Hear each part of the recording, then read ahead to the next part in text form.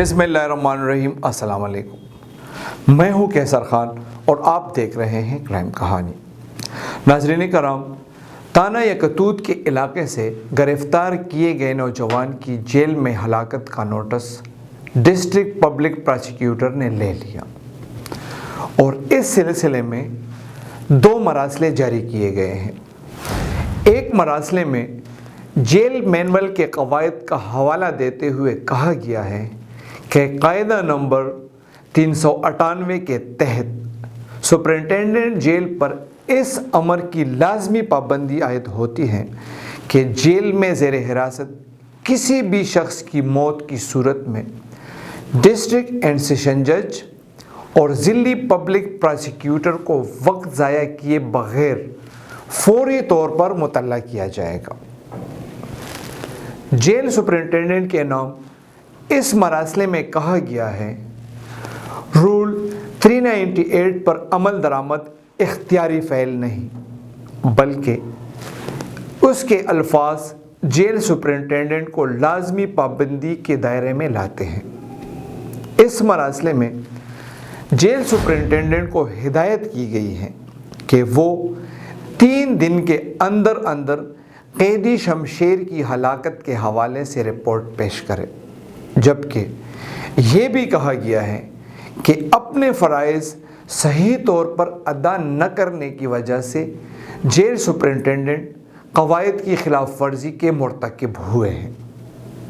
اسی طرح آئی جی جیل خانہ جات کے نام مراسلے میں کہا گیا ہے کہ بادی نظر میں ایسا معلوم ہوتا ہے کہ متوفی شمشیر کی موت کے حوالے سے یا تو حقائق پر پردہ ڈالا گیا ہے اور یا 398 کے بارے میں جیل سپرنٹینڈنٹ لا علم تھے۔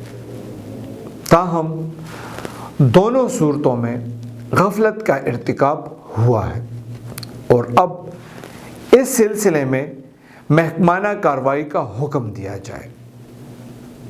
ناظرین کرام، جیل کے حوالے سے گزشتہ پروگرام میں بھی یہ بات کہی گئی تھی کہ خیبر پختونخوا کی تمام جیلوں اور خصوصاً سینٹرل جیل پشاور کو نوآبادیاتی یا استعماری طرز پر چلایا جا رہا ہے۔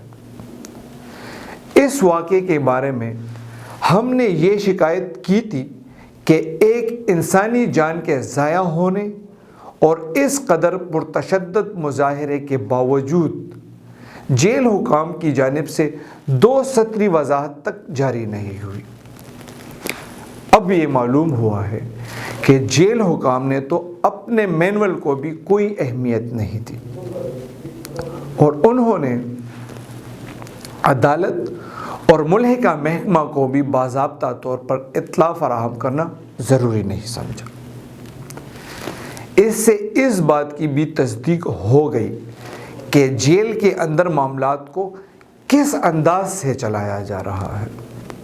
حقیقت یہ ہے کہ اس وقت ملک میں جو مجموعی سیاسی ماحول ہے، یعنی ایک عبوری دور چل رہا ہے، اس سے تمام سرکاری محکمے متاثر ہوئے ہیں اور جیل حکام تو یہ سوچ کر بالکل ہی انجان بنے ہوئے ہیں کہ اتنی بڑی بڑی دیواروں کے اندر کی باتوں کے بارے میں کسی کو کیا پڑی ہے کہ تفتیش یا تحقیق کرتا پھرے۔ متوفی یا مقتول شمشیر کی بیوہ، 3 کمسن بچے اور ضعیف والدہ غم سے نڈال ہے۔ ان کا کہنا ہے کہ وہ راولپنڈی سے شادی کی تقریب میں شرکت کے لیے آئے تھے۔ مزید یہ کہ مرنے والے کا کوئی کرمینل ریکارڈ نہیں تھا۔ سب سے بڑی بات یہ ہے کہ یہ دونوں مراسلے ایک محکمانہ کارروائی کے سوا کچھ خاص حیثیت نہیں رکھتے۔ ہاں، ان سے الزامات کے وزن میں کافی اضافہ ہوا ہے، لیکن اس مسئلے کا ایک فریق بالکل ہی لا تعلق بنا بیٹھا ہے اور وہ پولیس ہے۔